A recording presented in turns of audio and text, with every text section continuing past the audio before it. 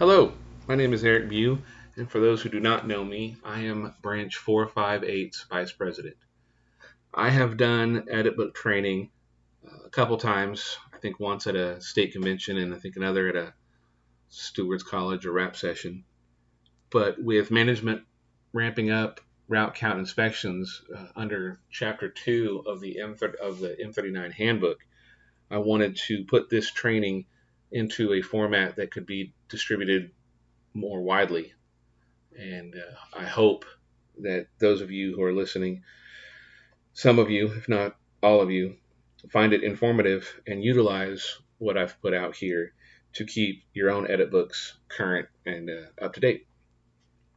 Our handbook, the M41 handbook, City Carriers Duties and Responsibilities, section 253.1, states that the edit book is an important document that is used by delivery services.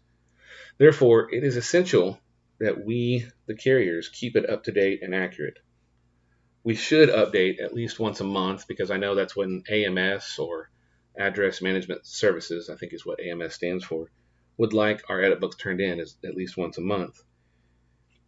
When you are working on your edit book, you'll clock over to 7430, which is labeled Carrier Customer Support Activities. This is the same time clock function we use when putting up new case labels. When you are working on your edit book, any changes you make should be done in red ink. I know that was what AMS prefers, so that as they're going through your edit book, they can see whatever changes that you've made note of. Now, if you're like me, most of us have never received any edit book training. I myself received some training back when I was in Carrier Academy as a CCA over 10 years ago. But even then, my facilitators said that CCAs would be a while before they saw edit books. And myself, after I became career full-time regular, I bid to a carrier technician and therefore really had no responsibility for edit books. Although, as a steward and branch officer, union representative, I taught myself the training that I'm about to give so I could help not just the carriers on my string, but carriers that I represent, both at my station and throughout the branch, work on their edit books and keep them accurate and up to date. When you go through a route count inspection, management utilizes your edit book line of travel to follow you. And they make note of any vacancies or items of that nature. If your edit book is not up to date, it could negatively affect your route inspection. I'm going to take you through each of the columns that you'll find on your edit book pages. In addition, I will also point out the information in your edit book and how it translates to what shows up on your case labels. Let's begin. The very first column on the far left of the page says SEQ number sign, which means sequence number. This column will have a few items in it as you're reading it. **R, and then a number. This is the start of that particular row of your case. So **R1, row 1. **R2, row 2, and so on and so forth. If you see an L in this column, that just designates when it changes from one piece of equipment to another at your case. The last thing you'll see in this first column is that each line has a number, and that is the stop number for that particular address. The second column says primary address. This is the street number for the delivery point. Each point has its own line, even if the street number is the same. You'll see what I mean in the next few columns. The third column states complete street name. This is the proper street name and will include any such directionals like south, north, northeast, southwest, etc. The street name will only show up on the first address for that street Every address after that that is also on that same street will be blank until you change streets. Next column says SECYABBR, which stands for secondary abbreviation. This could be something as APT for apartments, STE for suite, unit, something of that nature.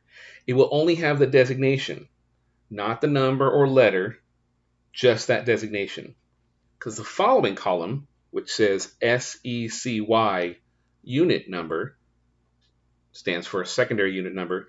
This is where we will see the number or the letter that goes with the secondary abbreviation. If the address does not have any secondary addresses, then these two columns will, of course, be blank. The sixth column we see is labeled DELV type, delivery type. In this column, there will be 4 designations: CBU for cluster box unit, OTH, this was used for park and loops, dismount, foot deliveries, curb, which is used to designate curbside or mounted deliveries, and CENT, which is used for centralized delivery, such as a mail room or something of the like. The next column, USG code, usage code, it also will only have 4 designations in there.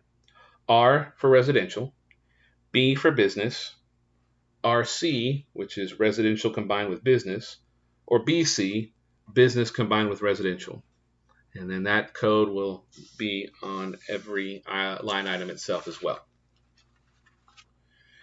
The next column we have, the no stat column, stands for no status. If there's anything in this column, it'll either be a C, which is for a new address that has not yet begun delivery, or a Y, which can be used for several reasons, such as, but not including, such as including but not limited to, no mail receptacle for that address. The customer at that address refuses delivery, and the other delivery method is unknown to us. Could be that the customer receives P.O. box delivery rather than delivery at that address. Could also designate when a business has taken over additional suites or units within their area. Could be a trailer park where there's a trailer pad for a trailer, but not an actual trailer. Now, this is not the same as vacancies, which we see in the next column, VACIND, vacancy indicator. If the address has been vacant for more than 90 days, then you would need to put a V in the column if there's not already one there. This would also apply to a building that is under renovation, but has no secondary addresses, as we discussed earlier.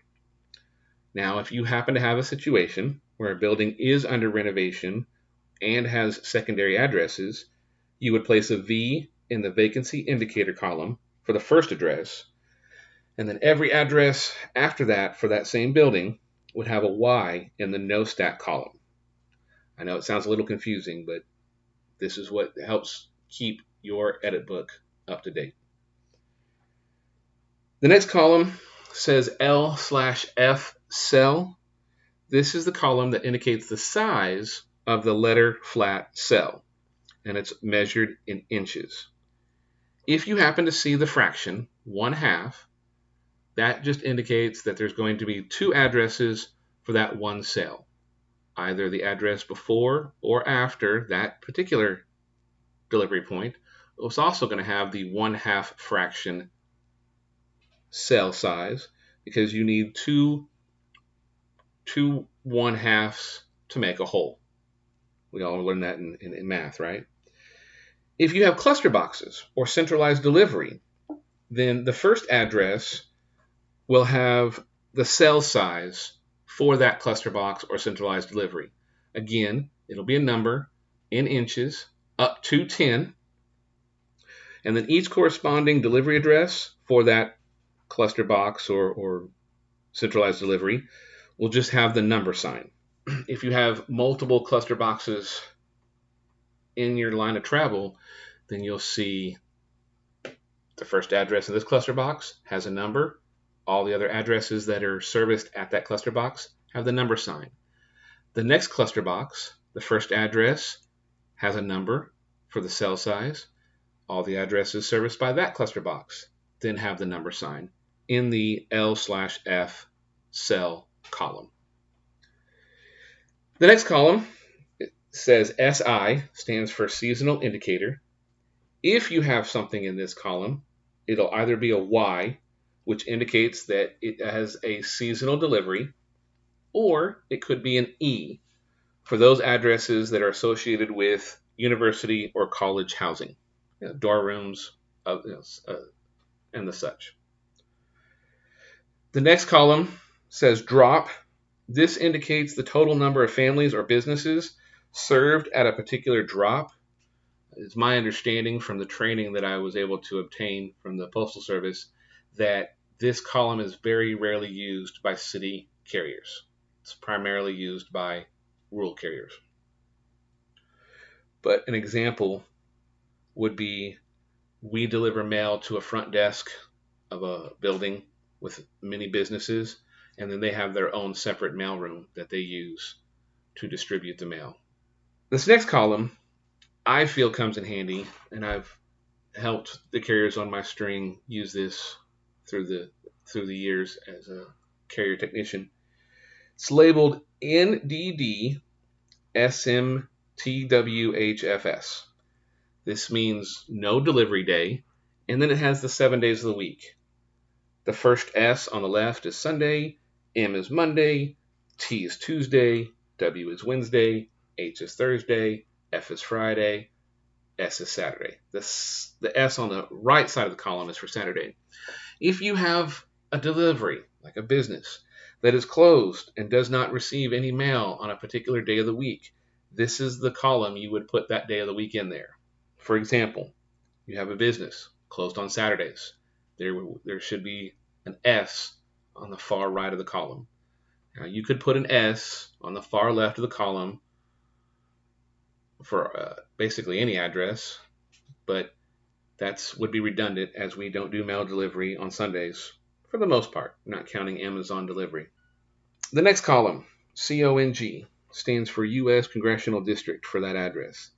Each page will have a number for the first address and nothing thereafter for that page unless your route crosses districts. This is just for U.S. Congressional District numbers. I found out what it is, CONG, and the number, but I was not able to find out why it's in our edit books. Next column, RLY number. This is used for relay numbers, and it will be a number in numerical order throughout your route. 1, 2, 3, so on and so forth. Can be used for a variety of reasons. Again, including, but not necessarily limited to, the start of each split or loop, whatever you call it. Relay boxes. It could be used to show when you switch from business deliveries to residential, or vice versa. Switching from mounted, curbside, to park and loop, again, or vice versa. There really is no limit to the number of relays you can have in your route book, but I would suggest you don't become excessive with them. On the case label, each relay will show up as a red line with 2 red dots, and then a red number in parentheses. This number is the number of deliveries between that relay stop and the next relay number. For example, this might be helpful if you have a third bundle or advos of some sort. You would be able to count out how many you need for that relay and then place them within that cell while you're casing. Now, this would obviously apply to third bundles that don't have addresses, that just have something like postal customer, current resident, our friends, but not an address. Because then when you get to that bundle out on the street, you've already counted out the number of that third bundle you would need to deliver. If you're at a cluster box or centralized delivery, they're all right there as you're servicing the box. If you're on a park and loop, a split or loop, Those advos, that third bundle is at the back of your bundle of flats. And so as you're walking house to house or address to address, as you're getting the mail ready for the next delivery point, you can just reach to the back of the back of the bundle, and have one of those advos ready to go. I find it helpful when I'm doing a third bundle that isn't addressed to have them already counted out and within each cell. Next column, ADDR MKR, stands for address marker. This is primarily used for park points, and in the edit book is noted with the letter P. It's placed in this column at the first address at that park point. On the case labels, it'll show up as a green line with 2 green dots and can be found in conjunction with a relay point. If it's just the park point and not a relay number, you'll see green parentheses with a green number. Works the same way as the relay number. The next column we see says +4 column, +4 code column. This is nothing more than the zip +4 for that particular address. Each address will then have its +4 in this column. Next, we see additional info. This is used for extra identification for a particular delivery point. It shows up beneath the address on the case label. Could be something like the name of the business or school. Could be a range of apartment numbers like APT 1101 to 1250. It could say POB for someone who gets post office box delivery. Could say DSMNT for dismount. None of that will show up on the case label unless it's in your edit book. And it doesn't show up in the edit book by default. So even if you have a cluster box that services a certain number of apartments, it won't have that apartment range number unless somebody has added it in under the additional info column. I would caution, though, that putting too much information into the additional info column would then cause the font on your case label to be either too small to read or some of the info that you want just to be cut off when the case label is printed. Next, we see alternate zip/RTE.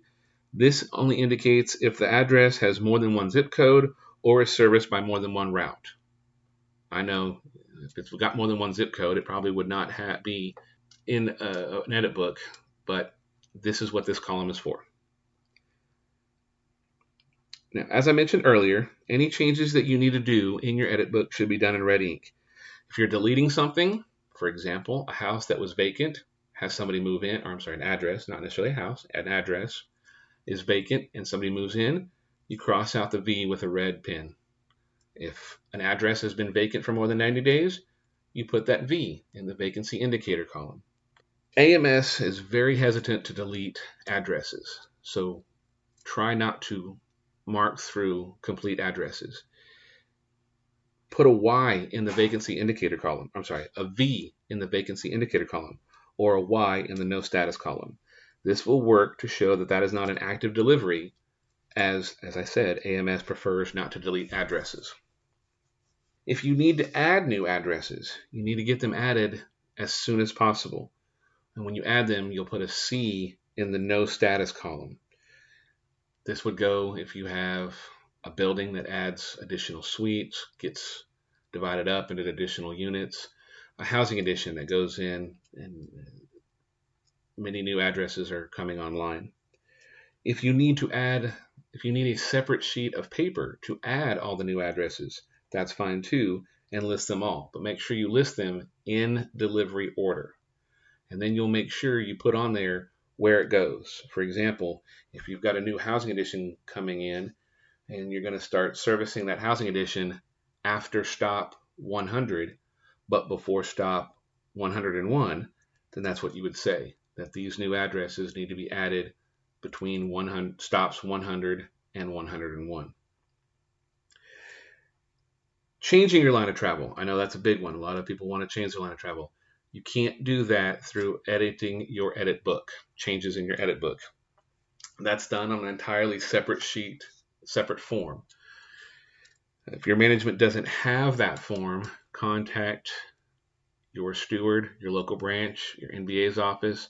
Someone will have the form that is used to change your line of travel. Side note, if you're getting any pushback from management on changing your line of travel, I know this isn't part of edit book, just that's why I said side note. If you're getting any pushback from management on changing your line of travel, just point out to them that you're doing this because you want to save time. That seems to be the magic word, saving time. Just a few more notes on what you may find on your case labels as you're reading them, for those that might want to know. If you see a double black line, that just indicates where there's a street change, and each street has a colored pattern on it. And that is the same colored pattern through the entire station. So even if you've got a long stretch of road, let's say Main Street is serviced by more than one route because of it's a long street, each route that services Main Street will have that same colored pattern at the bottom of the case label for Main Street. If you utilize your edit book, as you should, then there is no reason to mark up your case labels. I'm sure those of you who are listening to this have had those supervisors, managers, postmasters, whatnot, who have gotten on to us for marking up our case labels. But everything that you see carriers put on their case label is stuff that could be notated in the edit book and show up on the case label. I know people like to mark their splits, stuff of that nature. There's nothing wrong with that. I'm just pointing out that if you've got that anal retentive supervisor who wants you to not mark up your case labels, using the information that I just provided, you'll be able to make sure all that information is on there so you don't have to mark them up. Your choice. Again, as I noted earlier, I hope you guys find this informative, and even if just one out there utilizes what I've taught to keep their edit books current and up to date, and during their next route count inspection keeps that examiner off their butt, then I've done my job. I would also point out that you don't necessarily have to be going through a route count inspection to use the information that I just gave to help keep your edit books up to date. In closing, I hope this was helpful for anybody and everybody, and stay safe out there.